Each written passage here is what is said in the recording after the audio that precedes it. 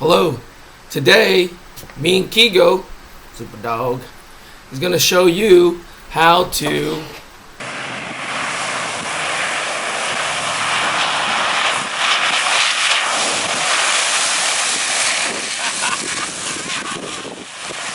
Hey, the Tinkerer here. Before we start, don't forget to subscribe. I really could use your help. So what we're doing today is replacing, you might see one of my older videos where I put in the Dual from Walmart. Well, it's been about a year and a half and this thing already blew. It's 300 watts. We custom made this whole area here to fit this Dual, but it's blown out. We got to replace it. So what we're going to do is go ahead and take this out, get to this piece. So the hardest part about putting this Dual in was all the wiring. We already got that in. So what I want to do is show you this new stereo, which they didn't have this bass box when we put this Dual in, because I was looking for one. And you can see it's one of these Underseat subwoofers. So before we start, we do have a guest helper here today helping out the Tinkerer. Richie, nice to meet you.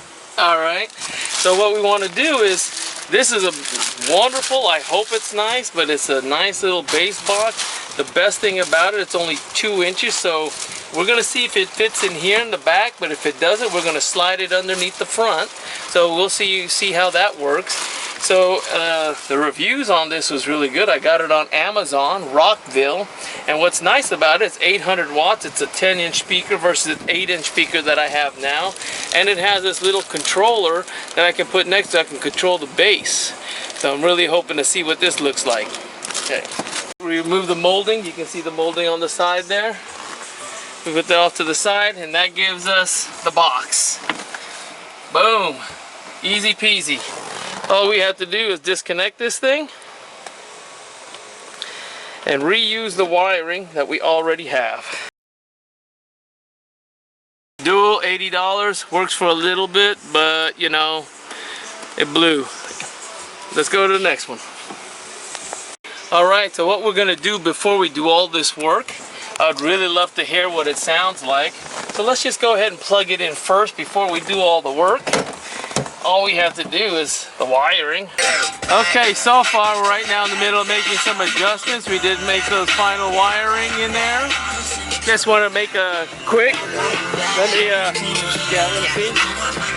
So basically, we had the remote turn on right here.